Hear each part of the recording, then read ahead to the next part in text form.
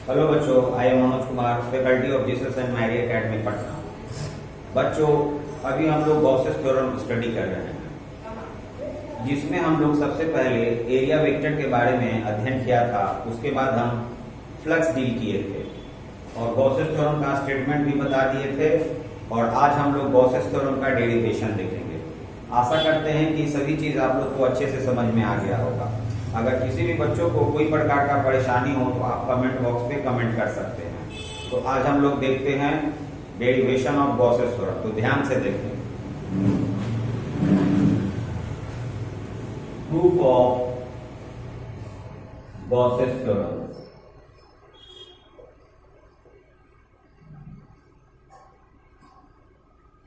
ये बहुत ही important proof है बच्चों।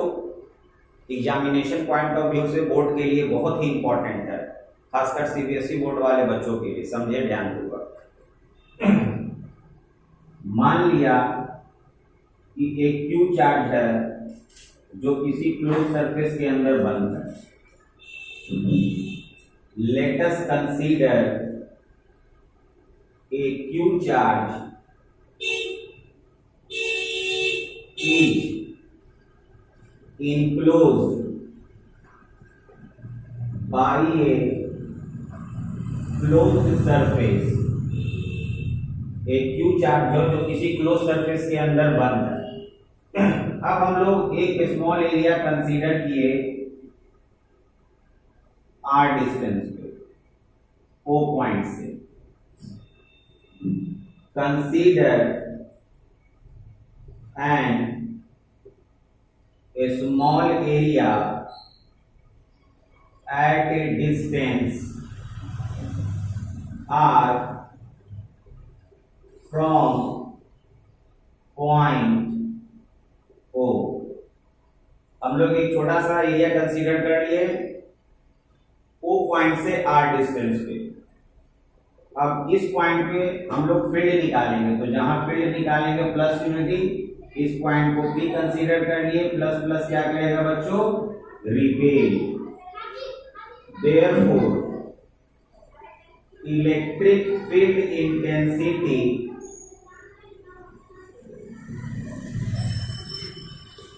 Eight a distance R is, तो E का जो वैल्यू आएगा Q divided by 4 pi epsilon naught into R square. जो हम लोग P पॉइंट पे इलेक्ट्रिक फील्ड कैलकुलेट किए वो हुआ E is equal to Q divided by 4 pi epsilon naught into R square. मान लीजिए एरिया वेक्टर जो है इलेक्ट्रिक फील्ड के साथ अगर थीटा एंगल बना रहा हो, if area vector DA makes an angle theta with the direction of uniform electric field, then the flux passing through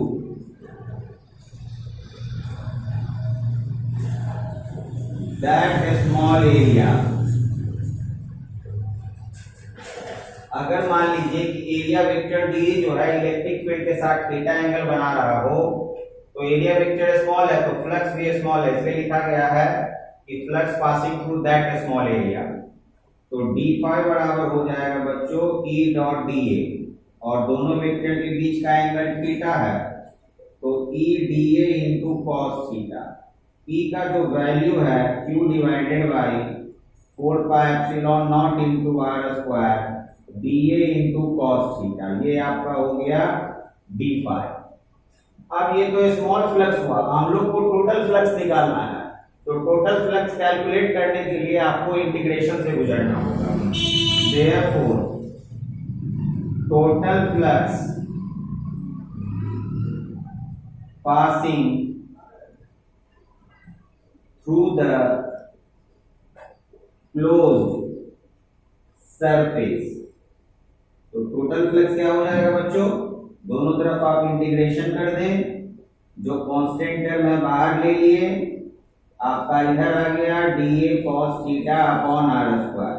किसी भी क्लोज सरफेस के अंदर है, इसलिए है क्लोज सरफेस के लिए d फाई का इंटीग्रेशन होता है आपका फाई, d फाई का integration phi, q by 4 pi epsilon naught को बाहर छोड़ दे, और इसको हम लोग बोलते हैं सॉलिड एंगल। हम लोग लेक्चर 2 या 3 में सॉलिड एंगल के बारे में डिस्कशन किए थे। सॉलिड एंगल होता है dA cos theta upon r square, इसको हम लोग बोलते हैं सॉलिड एंगल, जिसका कि वैल्यू होता है dA cos theta upon r square.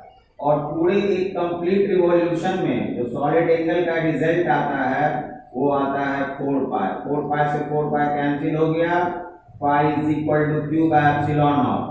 क्योंकि चार्ज अंदर में बंद है, इसलिए हम लोग लिख सकते हैं phi is equal to q enclose divided by epsilon naught. इसे अच्छे से समझे और समझ कर नोट करें। कोई परेशानी हो तो कमेंट आप कर सकते हैं।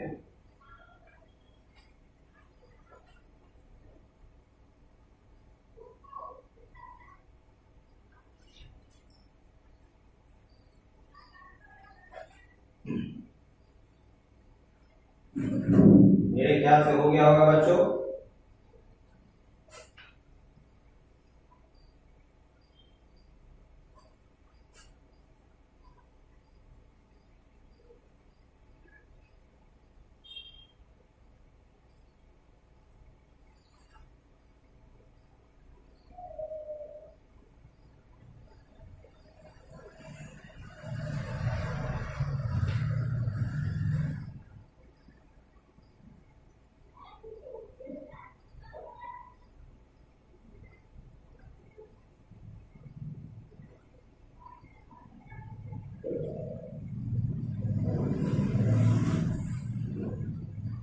ध्यान दीजिए, एक और इंपॉर्टेंट डेरिवेशन है कूलम्ब्स लॉ।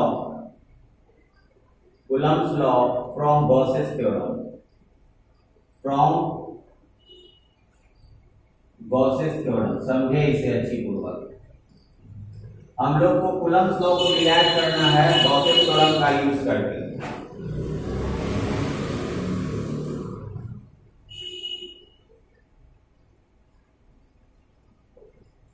देखिए, मान लिया कि एक गॉसियन सरफेस है।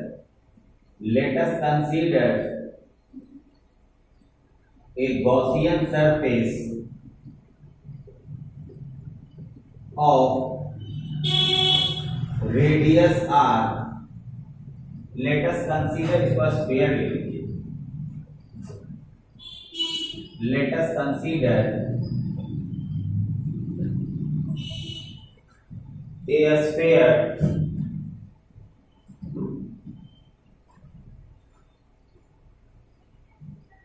let us consider a sphere of radius r as Gaussian surface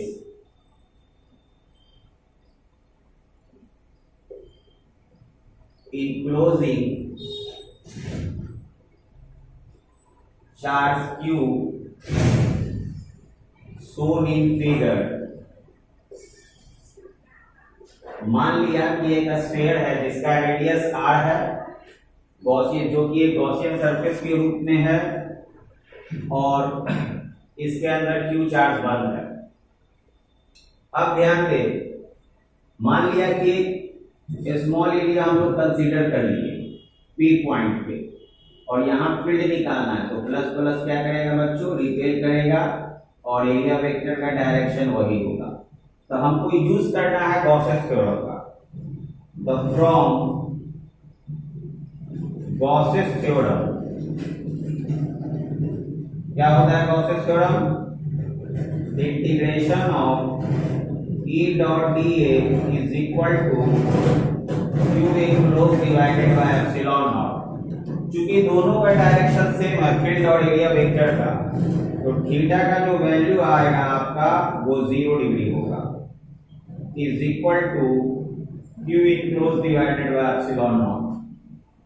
ध्यान से देखिए, cos 0 डिग्री 1 होता है और इलेक्ट्रिक फील्ड हर एक पॉइंट पे सेम रहेगा, तो उसको हम लोग बाहर लेंगे।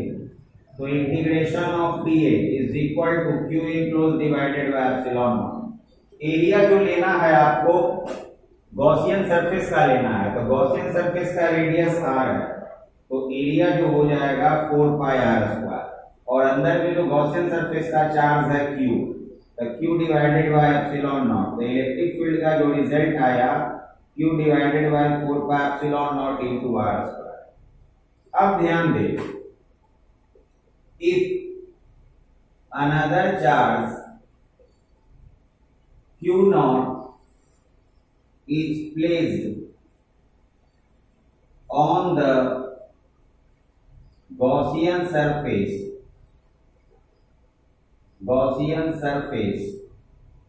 of a sphere, क्या बोल रहा है कि अनदर क्यू नॉट चार्ज जो है रख दिया गया है गॉसियन सरफेस पे, मतलब यहां पर अगर सपोज कर लिए रख दिए another charge q naught is placed on the Gaussian surface of a sphere, then हम लोग जानते हैं कि जो इलेक्ट्रिक फील्ड होता है coulombian force per unit test charge, क्योंकि यहाँ फील्ड निकाल रहा है तो ये क्यू नॉट जो है टेस्ट चार्ज का काम करेगा, तो F is equal to q naught into E, और इलेक्ट्रिक फील्ड हम लोग कैलकुलेट कर चुके हैं Q divided by 4 pi epsilon naught into r square. तो फोर्स जो आपका आया Q into Q not divided by 4 pi epsilon naught into r square. इसे अच्छी पूर्वक नोट कर ले, यही आपका कूलम्ब्स लॉ है, विच इज कूलम्ब्स लॉ। यही हम लोग को प्रूफ करना था। समझकर नोट करें, कोई परेशानी हो तो आप कमेंट करें।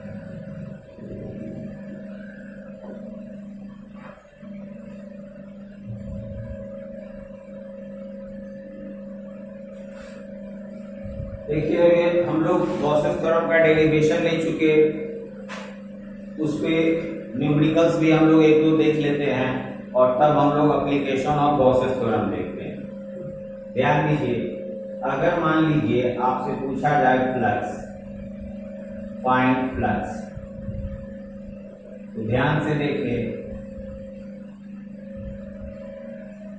पहला क्वेश्चन ये है, दूसरा क्वेश्चन आपका ये है, एक में चार्ज बाहर में है, एक में चार्ज अंदर में है। तो यहाँ पर आपसे अगर फ्लक्स पूछा गया तो फ्लक्स होता है Q divided by epsilon not. तो चार्ज जो लेते हैं हम लोग क्लोज सरफेस के अंदर का, तो चूंकि यहाँ अंदर में कोई चार्ज नहीं है तो फ्लक्स जो होगा वो 0 हो जाएगा आपका। ये आंसर हो गया। अब यहाँ देखिए, ये क्लोज सरफेस के अंदर क्यों चार्ज है, तो फ्लक्स का जो वैल्यू होगा Q divided by epsilon not. आगे देखते हैं हम लोग,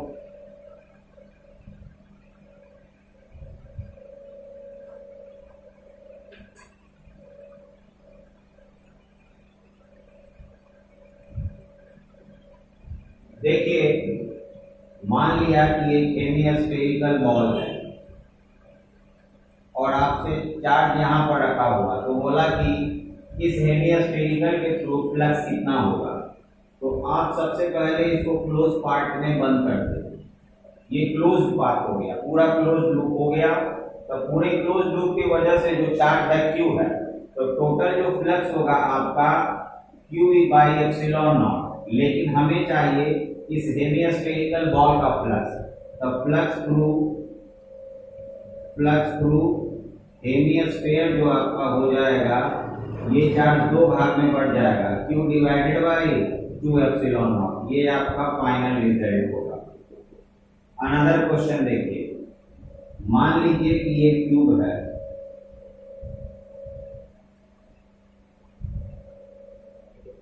और जो चार्ज रखा हुआ है सेंटर ऑफ फेसेस, ये चार्ज जो है बच्चों फेस के सेंटर पर है, सेंटर ऑफ फेसेस। तो आपको फ्लक्स चाहिए। तो फ्लक्स निकालने के लिए जैसे समझिए ये आपका क्यूब है, तो इस फेसेस पे चार्ज रखा हुआ है, तो उधर से सेम क्यूब लाकर अगर आप यहाँ रख देते हैं, सेम क्यूब लाकर, तो आपका जो है ये बंद हो जाएगा। तो पूरे क्लोज्ड पाथ की वजह से Q बाय एप्सिलॉन नॉट, लेकिन हमको एक पार्ट की वजह से चाहिए, तो आपका जो रिजल्ट होगा Q divided by 2 epsilon not. यहाँ पर भी जो रिजल्ट आएगा Q divided by 2 epsilon not. एक अनदर क्वेश्चन हम लोग देखते हैं और